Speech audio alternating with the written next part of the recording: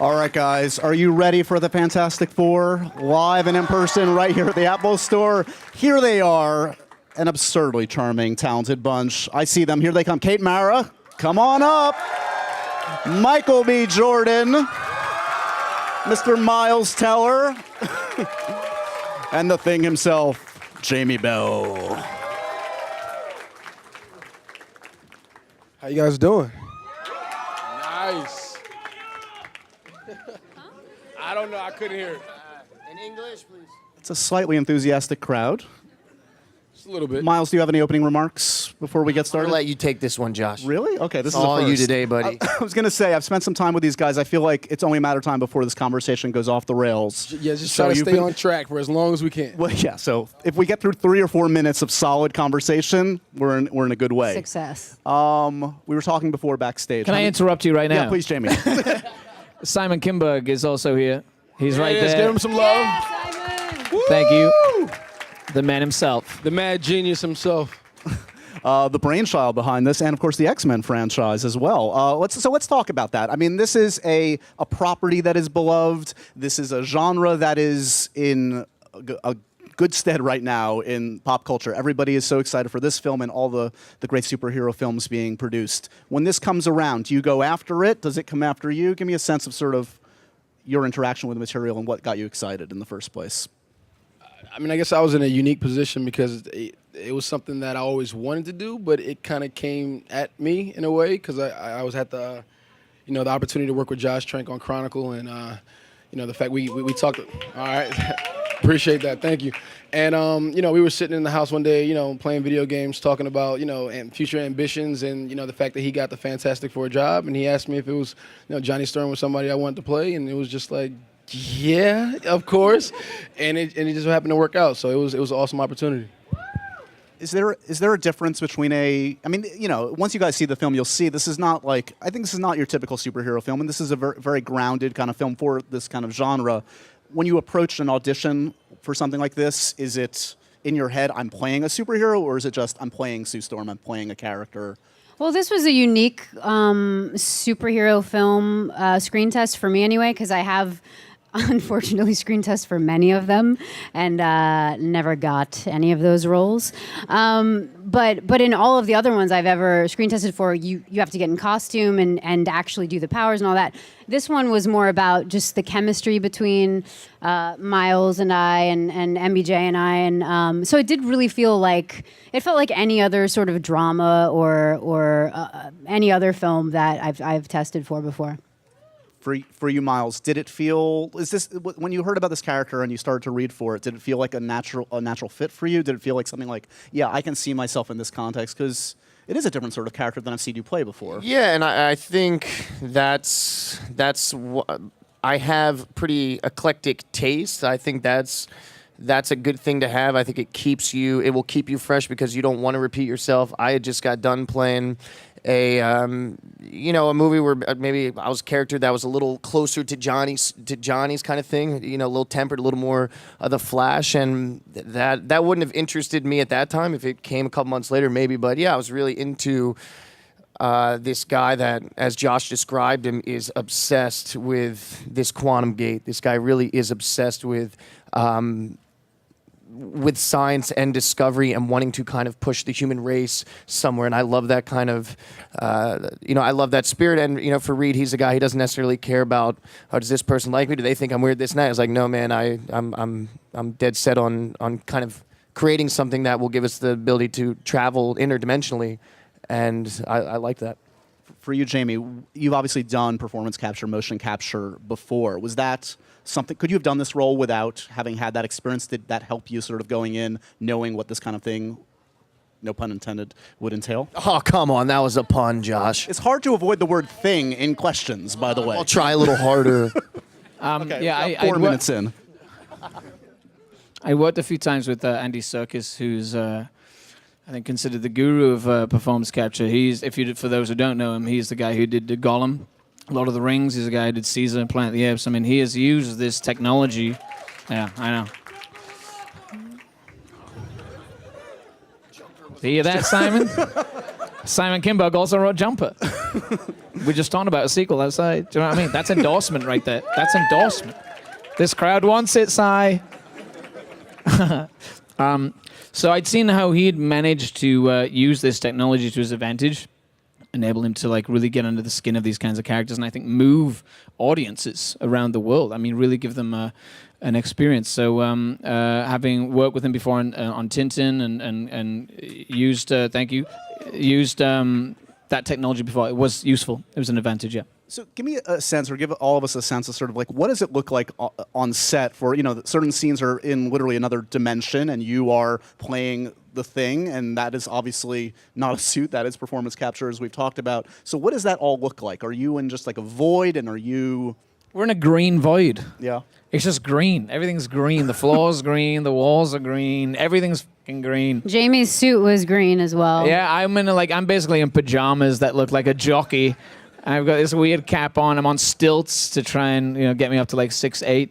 But the fun thing about that is that at least I'm in scenes with these guys. I mean, for us, it's a leap of faith in terms of acting as though we're in an environment and reacting as such that is then going to be put on the screen. It's a lot of faith and trust in the director and the story, so that we don't look like idiots when the movie's finally coming out. You guys have to commit, or else it's not going to work. I mean, I remember for an earlier in the summer, another ginormous summer movie, we talked to Elizabeth Olsen about she had to do kind of what you had to do with this kind of like, creating stuff with her hands, and you have to kind of just like go for it. Do you feel silly on set when you're doing that, or are you just sort of like, I'm in it with these guys, I have to go for it, and if I go half-assed, it's not going to work?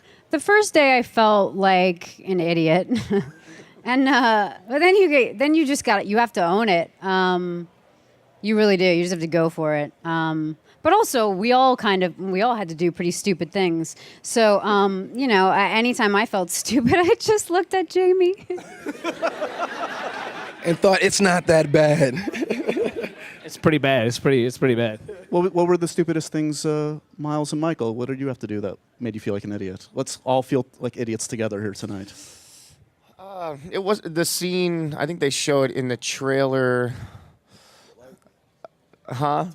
Oh, there was this one. They were trying to get this one line, and it was basically I was saying like the light, it's swallowing the earth, but they couldn't. Every time we do it, they just didn't like really get it. So then they would kind of rewrite or add a scene, and then I would be just in a different environment saying the light, it's swallowing the earth. And we did it like in 3 different scenes or something, and so that was like I'm like screw the light. Let the earth get swallowed. It's not a big deal. And then, the stretching stuff, it's like, yeah, it's all your imagination. When I'm on the bed and my body's stretching, Josh is like, okay. He was actually kind of walking me through it. It was cool. He's like, your hand is stretching down and it needs to go in these grates and you're getting your fingers in there. And so it's nice. It takes you out of your head. You just have to give in to this, to the process of it. Michael, you join an elite company of men and women that have flown in film. This is a bucket list moment for any actor, I would think, to get to play superhero who gets to fly. So, what did you have to work on your flying pose? Are there different ways to go? It's yeah, I love you guys too. There they I don't are. know where it came from. As long as it was women's voices, I'm okay with it. It's great. Love you.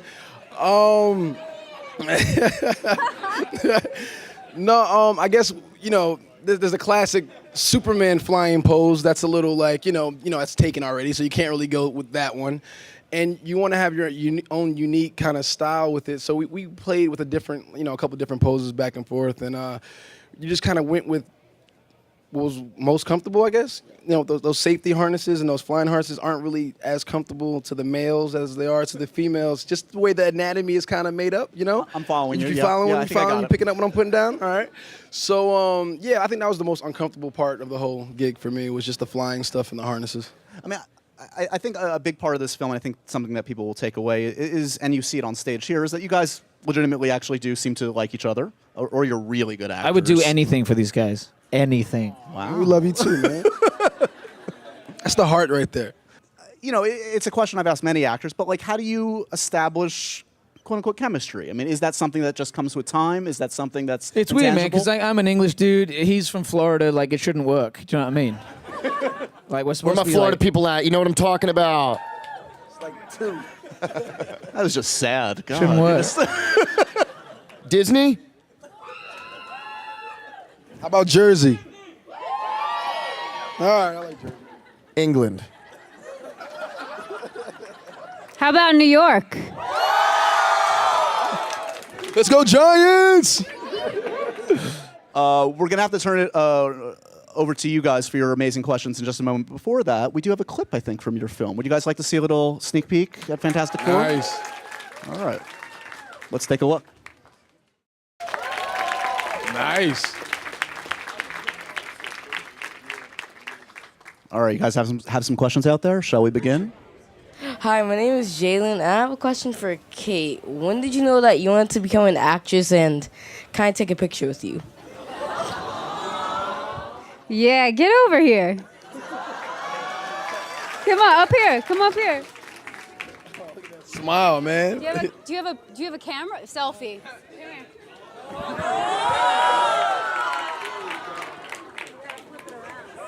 Give him a kiss. I'm teaching him. Kate's selfie game is really good. Patience. Okay, you press the button because I'm gonna kiss your cheek. One more. Nice. He's got game. I fear what they're going to ask Michael next. I'm just gonna warn the rest of the crowd. I know you all now want selfies. Don't do it. We're moratorium on it. I actually forget what the question was. When did you know that you wanted to become an actress? He's so much more relaxed now. He's like, I don't really remember. Yeah. We can go home right now. What's your number? I knew I wanted to be an actor when I was about 9 years old. I used to watch a lot of old movies with my mom and my little sister, and yeah, I don't know. It just sort of happened. I was completely obsessed with film back then, and it's all I've ever wanted to do. Thanks for your question. You're very cute. Hey guys, how are you? Film looks awesome. So my question is for those of you guys who have been on, some great TV shows over the years. Obviously, Jamie, you've done Turn, and Wallace from The Wire. Come on, right? I kind of have to say, where's Wallace, String? Where's I'm Wallace? right here. Yeah, there you are. I'm right here. And then obviously, Kate, being on the show that literally redefined Netflix. All these shows have huge fan bases. And as you can see, so does the Marvel universe. I would love to know the comparison between, having been on these shows that have huge fan bases and now obviously the biggest fan base of them all, Marvel, how those two experiences relate for you guys. I don't know. I guess when The Wire came out, it was after the fact that I got a lot of attention from it. It wasn't, I wasn't on the show, going through the episodes, and Friday Night Lights was an awesome show. Yeah, that was an awesome show to be a part of. But it was kind of the same thing. It was like I didn't get that instant attention or instant, gratification from the fans right away. But the movie hasn't even came out yet, and you guys are showing up here in massive numbers, showing so much love. It's pretty awesome to be a part of the Marvel universe. Hi, my name is Justin, and I have a question for Miles Teller because you're one of my biggest inspirations ever. Yeah. Thank you. I was just wondering how much of your costume was CGI? I guess this is for everyone.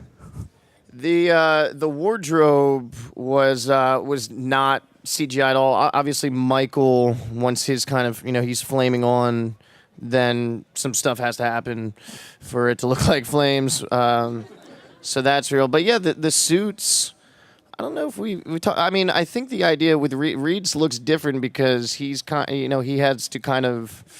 Am I gonna get a laser on me? Yeah. Okay. So Reed basically builds his own suit at one point. That's why it looks different, and it's you have to think if these things were happening. If I was stretching all these things all the time, I need to build something that can kind of help contain all that business. So I'm not just overflowing with limbs and stuff.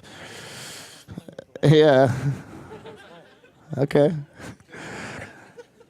So yeah, the suits were all real. Hey everybody. So actually the question is from Miles as well. Former NYU student. What's former up? NYU student. What's up? What studio? Actually, I was in film class. We had a hip hop class together. Oh, cool. Yeah, bro. I thought you looked familiar.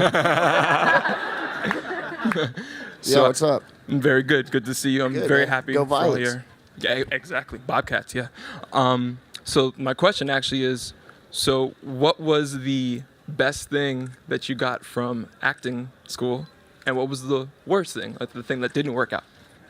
The best thing is just, I wish, being in acting school, I think was the greatest growing time of my life. And it's tough, just kind of going from film set to film set and you're having to, work on your stuff in such an isolated environment. The beautiful thing about being in theater school is that you're with 16 other weirdos who you're wearing sweatpants and you're pretending to be seaweed while the teacher's playing whale music and you're like, you're doing that. You're pushing an imaginary box across a ballet floor for 30 minutes. It's stuff like that. And I miss it. I think that if you're not learning and if you're not growing and you're not getting to kind of work on things, then you're not, you're not getting better. And I miss it, yeah. And the worst thing, the debt. The student loans. And also I think a lot of people got, caught up in, they couldn't, I was in Strasbourg, I couldn't do sense memory. It's like I couldn't do sunshine, I can't hold a coffee cup. And they forget that at the end of the day, you're talking to another person. So I think they can get, a little intellectual, but yeah, it was great. NYU was the best experience of my life. Hi, guys. Hey. I'm Sasha. Nice to meet you. I just want to bring it all back to who is you guys' favorite superhero, all of you? Your first superhero inspirations. Probably Tim Burton's Batman. Yeah, I like Batman. I also was big fans. I know they're not superheroes, but for me it was Indiana Jones and Dick Tracy were huge for me. Oh man, there's so many. I was a comic book nerd, so I'm gonna go left field and say Darkwing Duck. I love Michelle Pfeiffer as Catwoman. Hi, I'm a big fan of everyone individually, especially Kate and Michael. But this question's for everyone. I love everyone. I love everyone.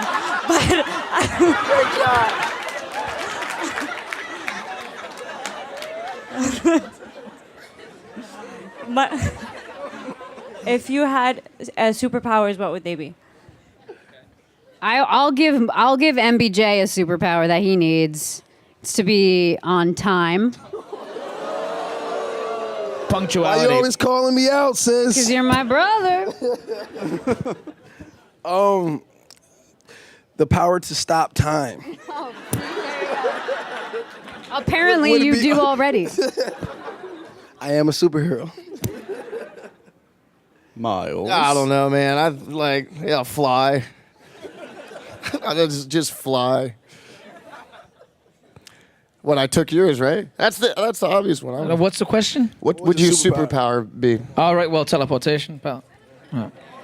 Jumper too. I mean, I can already do You that. guys so, are promoting Jumper more than Fantastic Four tonight. Yeah. They're both great movies. Congratulations on Fantastic